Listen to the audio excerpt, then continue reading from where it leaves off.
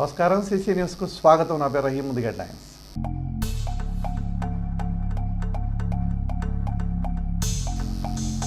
ఆత్మహత్య చేసుకున్న రైతులకు సంతాపం తెలిపిన శాసనసభ్యులు ప్రతిపాటి. భౌతికాయాలను సందర్శించిన టీడీపీ నాయకులు.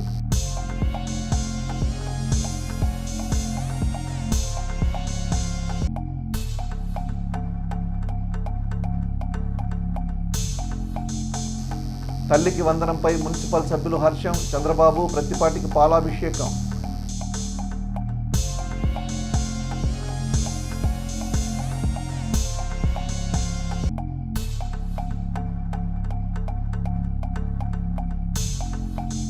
పసమరులో ఇమాం హుస్సేన్ మనవడి వలీమా. హాజరైన శాసన మండలి సభ్యులు మరి రాజశేఖర్.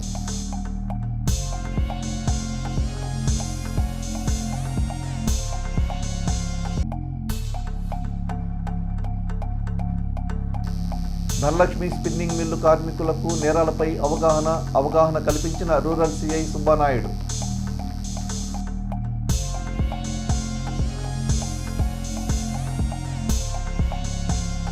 తల్లికి వందనం అమలుతో జగన్కు కంటి మీద కునుకు కరువైందని శాసనసభ్యులు ప్రతిపాటి పుల్లారావు తెలిపారు.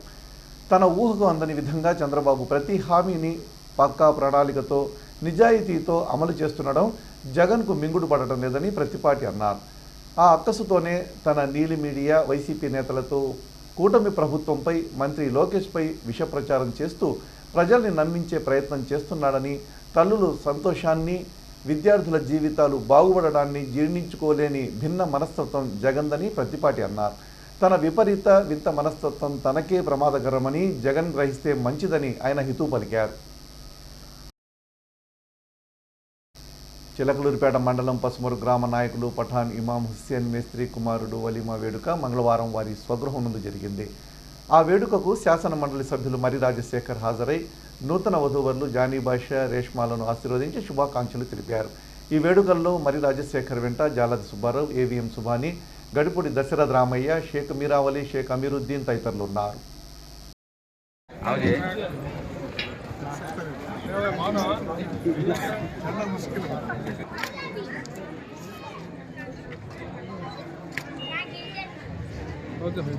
చిలకలూరిపేటలో ఇటీవల కూటమి ప్రభుత్వం అమలు చేసిన తల్లికి వందనం పథకం పేద కుటుంబాలకు ఎంతో సహాయంగా నిలిచిందని మున్సిపల్ చైర్మన్ షేక్ రఫానీ ప్రశంసించారు.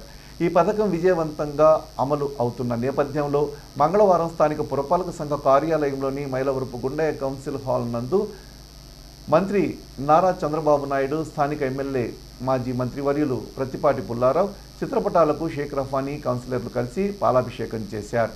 ఈ సందర్భంగా మున్సిపల్ చైర్మన్ షేక్ రఫానీ మాట్లాడుతూ తల్లికి వందనం పథకం ద్వారా ఇంకా ఎవరైనా లబ్ధిదారులు మిగిలి ఉన్నారా, రాని వాళ్ళు ఎవరైనా ఉంటే సచివాలయ సిబ్బంది ప్రతి ఒక్కరిని క్షుణ్ణంగా పరిశీలించాలని కోరారు. ఈ పథకం ద్వారా ప్రతి నిరుపేద కుటుంబానికి ఆర్థికంగా చేయూత లభించిందని, ఇది ప్రజలకు ఒక గొప్ప వరమని ఆయన అభివర్ణించారు. ఈ కార్యక్రమంలో రాష్ట్రంలోని అనేక కుటుంబాలకు ఆసరాగా నిలుస్తుందన్నారు. ముఖ్యమంత్రి చంద్రబాబు నాయుడు మరియు ఎమ్మెల్యే ప్రతిపాటి పుల్లారావు కృషి అభినందనీయమని పేర్కొన్నారు. ఈ కార్యక్రమంలో పాల్గొన్న కౌన్సిలర్లు కూడా పథకం ప్రాముఖ్యతను వివరించి కూటమి ప్రభుత్వం ప్రజల సంక్షేమం కోసం కట్టుబడి ఉందని పునరుద్ఘాటించారు.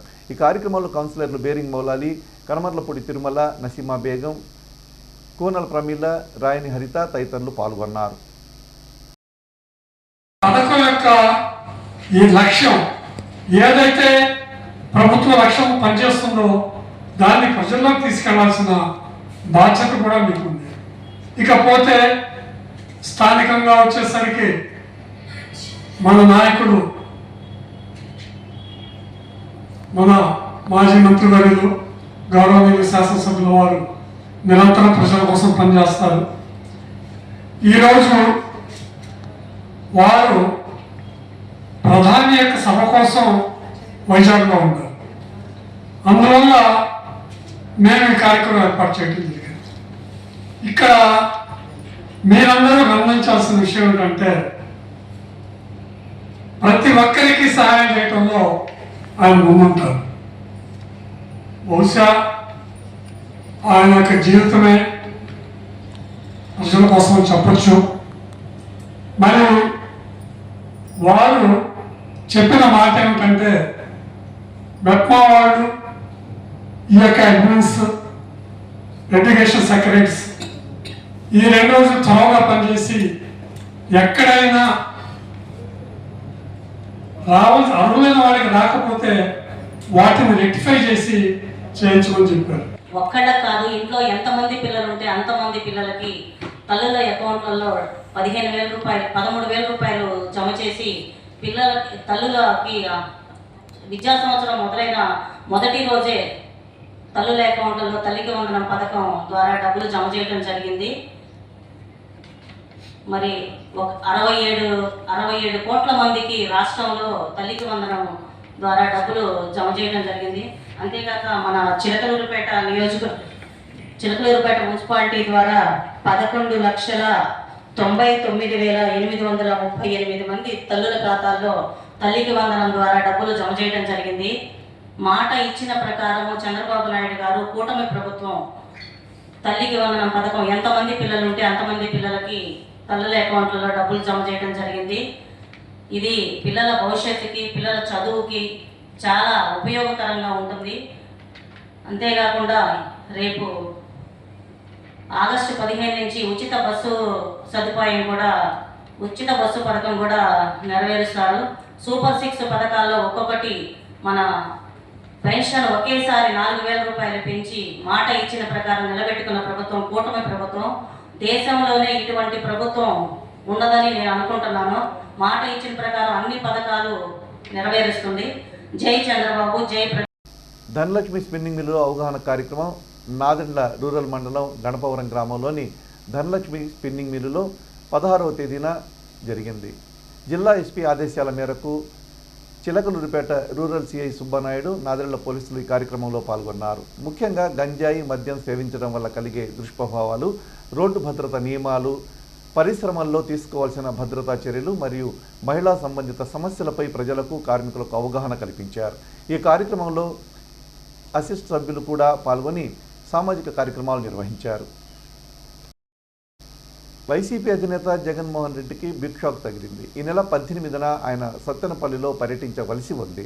అయితే లా అండ్ ఆర్డర్ సమస్యల దృష్ట్యా అనుమతి లేదని పల్నాడు జిల్లా ఎస్పీ వెల్లడించారు. ఈ మేరకు పర్యటనకు సంబంధించిన వివరాలు ఇవ్వలేదని ఎస్పీ తెలిపారు. తాము అడిగిన పత్రాలు సమర్పిస్తే అనుమతిపై పరిశీలిస్తామన్నారు. గతంలో జరిగిన సంఘటనల దృష్ట్యా పర్యటనకు అనుమతి ఇవ్వడం వీలు పడదని ఎస్పీ స్పష్టం చేశారు. జరుగుతున్న నష్టాలు కూడా చూసి ఏం తెలియజేస్తున్నామంటే, మీ తాలూకా ప్రోగ్రామ్కి మేమైతే ఎటువంటి ఆటంకము లేదు, కానీ మేము ఇప్పుడు పేర్కొన్నటువంటి కండిషన్స్ ఏవైతే ఉన్నాయో దీనివల్ల వాళ్ళ రిక్వెస్ట్ని కన్సిడర్ చేయలేకపోతున్నాము. అయితే ఇప్పుడున్నటువంటి ఆ రోడ్డులోకి కాన్వాయ్తో పాటుగా, సెక్యూరిటీ కాన్వాయ్తో పాటుగా మరొక 3 వెహికల్స్ని, ఒక 100 మందిని అలౌ చేయడానికి మాకు ఎటువంటి అభ్యంతరం లేదు. ఆ విధంగా అయితే చేయగలుగుతాము. మీరు ఏదైతే రిక్విజిషన్లో హ్యూజ్ గ్యాదరింగ్స్ని మెన్షన్ చేస్తున్నారో, లేదు 30,000 అట్లాగా అంటున్నారో క్రౌడ్ని, ఆ విధంగా చేయాలి అని అనుకుంటే విలేజ్ అవుట్స్కట్స్లో ఎక్కడైనా కూడా ఓపెన్ ప్లేస్, ఎటువంటి ప్రాబ్లం లేకుండా పబ్లిక్ తాలూకు safety and security of the protectee సంబంధించి అన్ని చర్యలు తీసుకుని చేస్తే దానికి కూడా మాకు ఎటువంటి ఇబ్బంది లేదు. అలా చేయాలనుకున్నప్పుడు మాకు ఒక ఫ్రెష్ రిక్విజిషన్ ఇవ్వాల్సి ఉంటుంది. అలాగే ఇటువంటి లార్జ్ గ్యాదరింగ్స్ ఏమైనా ప్రోగ్రామ్ చేస్తున్నప్పుడు మినిమం 7 days ముందుగా మాకు ఈ పర్మిషన్ అప్లై చేయగలిగితే మేము కూడా మెన్ మొబిలైజేషన్ కానీ మిగతావన్నీ కూడా చేయాల్సి వస్తుంది. చాలా పెద్ద పెద్ద ప్రోగ్రామ్స్ ఇప్పుడు స్టేట్లో జరుగుతున్నాయి. ఈ ప్రోగ్రామ్స్ అన్నిటి దృష్ట్యా కూడా మెన్ని గ్యాదర్ చేయడం కూడా ఒక ఇబ్బందిగా ఉంటుంది. వాటిని కూడా గమనించి చేయాల్సిందిగా తెలియజేస్తున్నాం. సో ఈ ప్రోగ్రామ్ని సెక్యూరిటీ కాన్వాయ్, మరలా అది కాకుండా ఎడిషనల్గా 3 వెహికల్స్ని 100 మెంబర్స్ గ్యాదరింగ్తో అయితే ఎటువంటి ఇబ్బంది లేకుండా పీస్ఫుల్గా చక్కగా ప్రోగ్రామ్ జరిగే అవకాశం ఉంది. కాబట్టి ఆ విధంగా అయితే మేము అలౌ చేయగలుగుతామని తెలియజేస్తున్నాము. ఈ లార్జ్ గ్యాదరింగ్స్ అయితే వాడు అడిగిన రిక్వెస్ట్ని అయితే కన్సిడర్ చేయలేకపోతున్నామని కూడా తెలియజేయడం జరుగుతుంది. ఇది కాకుండా వేరే విధంగా ఏమైనా వస్తే మాత్రం చట్టపరంగా ఏవైతే ఉన్నాయో ఆ చర్యలన్నీ తీసుకోవడం జరుగుతుంది. అలాగే ఆర్గనైజర్స్ ఎవరైతే ఏవైనా ప్రపోజల్స్తో వస్తారో వాళ్ళు పూర్తి సమాచారాన్ని కలిగి ఉండాలి. ప్రోగ్రామ్ ఏంటి, ఎంతమంది వస్తారు, ఏ విధంగా వస్తారు, ఎన్ని వెహికల్స్తో ఉంటుంది, తర్వాత సెక్యూరిటీకి సంబంధించి కూడా ఒక పూర్తి అవగాహనతో ఉంటే దానికి సంబంధించి మేము ప్లాన్ చేయగలుగుతాము. పూర్తి వాళ్ళతో సహకరించి వాళ్ళతో కోఆర్డినేట్ చేసి ప్రోగ్రామ్స్ని ఎటువంటి ఇబ్బంది లేకుండా ఎటువంటి శాంతి భద్రతల విఘాతం కూడా కలగకుండా చేయగలుగుతామని తెలియజేస్తున్నాం. Thank you. నాదెండ్ల, తూవాడు గ్రామాల్లో రైతులు ఆత్మహత్యలకు పాల్పడడం తీవ్ర బాధాకరమని స్థానిక శాసనసభ్యులు ప్రత్తిపాటి పుల్లారావు అన్నారు. నాదెండ్ల గ్రామానికి చెందిన నాశం ఆదినారాయణ, తూబాడు వాసి తిరిగిపోయిన గోపాలరావులు మంగళవారం ఆత్మహత్యకు పాల్పడ్డారన్న వార్త విని ఆయన ఆవేదనకు గురయ్యారు. వారి మరణ వార్త తీవ్రంగా కలిచివేసిందన్నారు. వారు ప్రభుత్వ ఆదేశాలతో అంతర్జాతీయ యోగా దినోత్సవ నిర్వహణలో ఏర్పాట్లో ఉన్నందున మృతుల గ్రామాలకు వెళ్లి వారి కుటుంబ సభ్యులతో మాట్లాడాలని స్థానిక నాయకుల్ని ఆదేశించారు. ఈ నేపథ్యంలో పలువురు నాయకులు మంగళవారం మృతుల గృహాలకు వెళ్లి భౌతికాయానికి నివాళులు అర్పించి కుటుంబ సభ్యులకు ప్రత్తిపాటి తరపున సానుభూతి తెలిపారు. ఈ కార్యక్రమంలో నియోజకవర్గ సమన్వయకర్త నెల్లూరి సదాశివరావు, నాదెండ్ల మండల అధ్యక్షులు బండారుపల్లి సత్యనారాయణ, చిలకలూరిపేట రూరల్ మండలం అధ్యక్షులు గవ్వాజి మదన్ మోహన్, ఎడ్లపాడు మండల అధ్యక్షులు కామినేని సాయిబాబు, పలువురు గ్రామ నాయకులు, మండల నాయకులు పాల్గొన్నారు. పట్టణంలోని ఆర్యవైశ్య కళ్యాణ మండపంలో మంగళవారం ప్రముఖ వైద్యులు డాక్టర్ కొల్లా రామారావు ప్రథమ సంస్మరణ కార్యక్రమం జరిగింది. ఇందులో భాగంగా పలువురు ప్రముఖులు పాల్గొని ఆయన చిత్రపటానికి పూలమాలలు వేసి ఘనంగా నివాళులు అర్పించారు. ఈ కార్యక్రమంలో డాక్టర్ రామారావు కుమారుడు, కోడలు డాక్టర్ సతీష్, డాక్టర్ ప్రశాంతి పాల్గొని నివాళులు అర్పించారు. పట్టణ వైద్యులు, ప్రముఖులు పాల్గొని రామారావుతో తమకున్న అనుబంధాన్ని వివరించారు.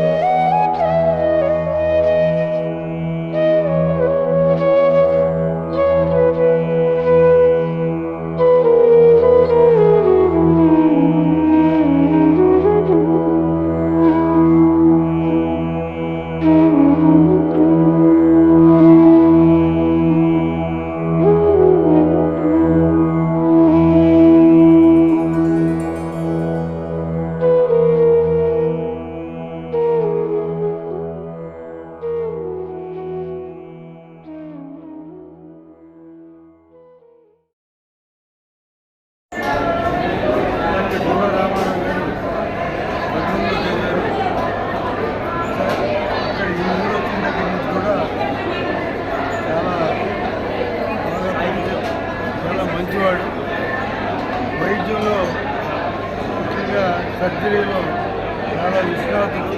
ప్రాక్టికల్గా ఎక్కడ ఎవరికి ఏ అవసరం ఉన్నా కానీ వెళ్ళేవారు.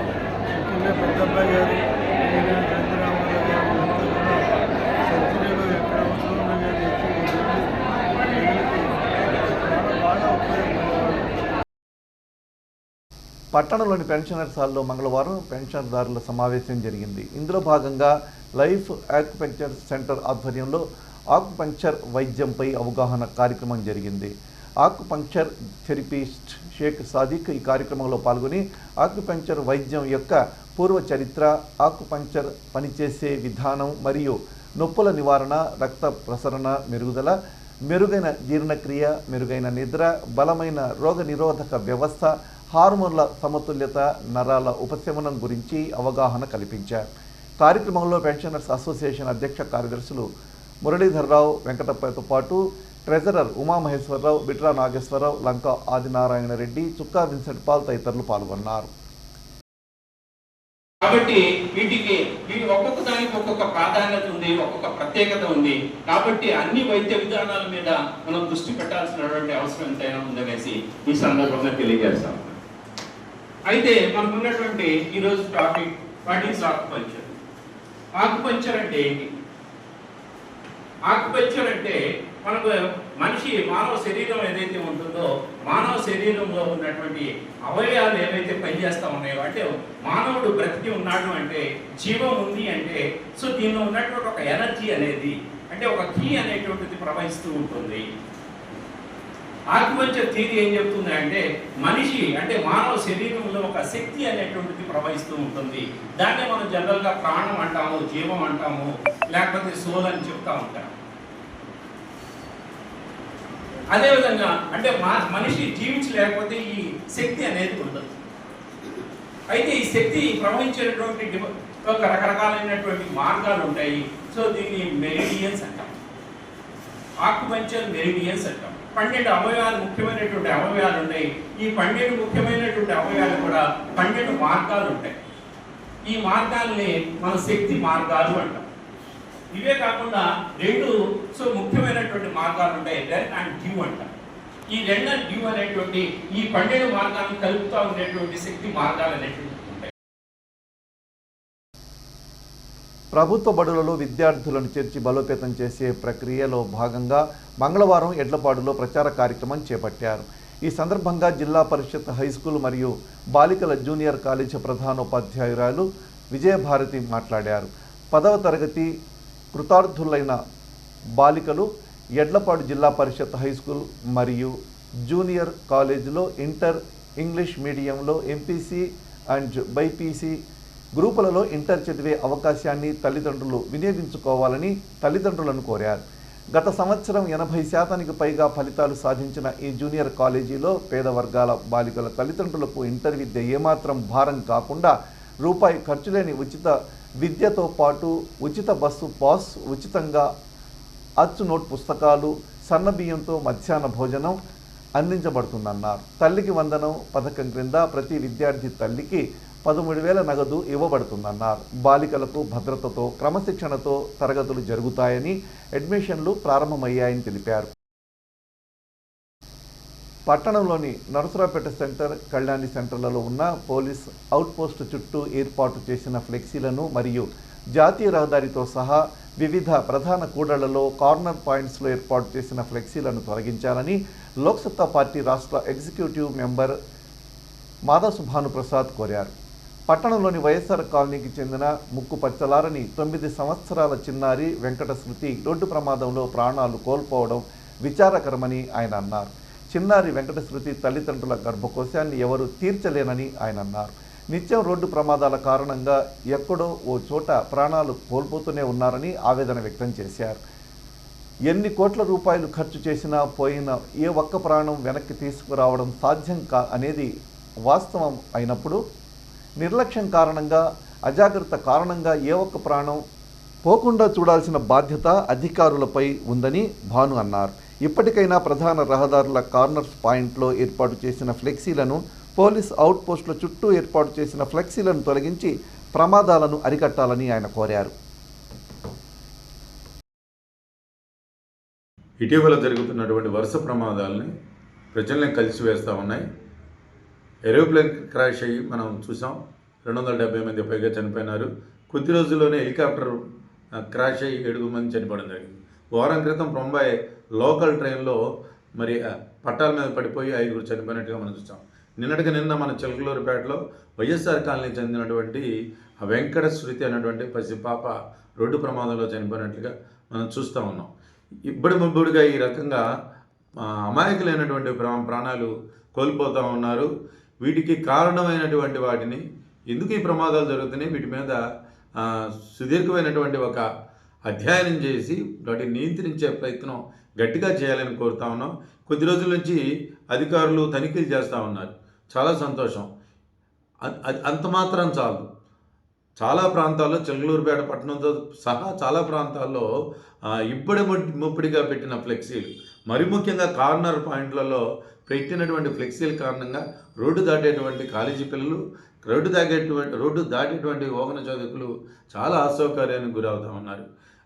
అధికారులు పదే ప్రకటనలు చేస్తున్నప్పటికీ మరి ఈ పెట్టేటువంటి ఫ్లెక్సీలు పెట్టేటువంటి వాళ్ళు ఎవరు అధికారంలో ఉంటే వాళ్ళని, అధికారంలో ఉండేటువంటి వాళ్ళు ప్రభావితం చేసి ఈ ఫ్లెక్సీలు ఇబ్బడి ముబ్బడిగా పెడతారు. దయచేసి అధికారులు కేవలం ఒక శాఖని కాకుండా దీనికి సంబంధించినటువంటి అన్ని శాఖల వారు సమన్వయంతో పనిచేసి ప్రాణాలు పోవడానికి అవకాశం ఉన్న వాటి పట్ల శ్రద్ధ తీసుకోవాలని కోరుతా ఉన్నాం. అంతేకాకుండా గర్భశోకం ఎవరికైనా హెలికాప్టర్లో చనిపోయినా, ఏరోప్లేన్లో చనిపోయినా, మరి రోడ్డు మీద బస్సు కింద పెట్టి చనిపోయినా ప్రాణం ఎవరిదైనా ప్రాణమే మనం తీసుకులేనటువంటి మనము ప్రాణం తీసేటువంటి అవకాశాన్ని కల్పించకూడదు. ఇంత పెద్ద ఎత్తున ప్రచారం జరుగుతున్నప్పటికీ వీళ్ళు చాలా సంఘటితంగా, ఆఖరికి చిలకలూరుపేట, నరసరావుపేట సెంటర్లో పోలీస్ అవుట్పోస్ట్ అంతా కూడా ఆక్యుపై చేసుకొని ఫ్లెక్సీలు పెడితే మరి ఎందుకు చోద్యం చూస్తున్నారో, ఎందుకు అంత నిస్సహాయ స్థితిలో ఉన్నారో అర్థం కావట్లేదు. ఇప్పటికైనా మీకున్నటువంటి అధికారాన్ని వినియోగించి ప్రజల ప్రాణాలు కాపాడండి. ప్రజలు పన్ను కట్టే డబ్బులతోనే మీరు అందరు జీతాలు తీసుకున్నారని అది గ్రహించుకొని ఏ ఒక్క ప్రాణం కూడా పోకూడదని సంకల్పం పూనాలని పదే పదే కోరుతా ఉన్నాను. CC న్యూస్ ఇంతటితో సమాప్తం. తిరిగి మరో బులెటిన్లో మళ్ళీ కలుద్దాం. తరకు సెలవు. నమస్కారం.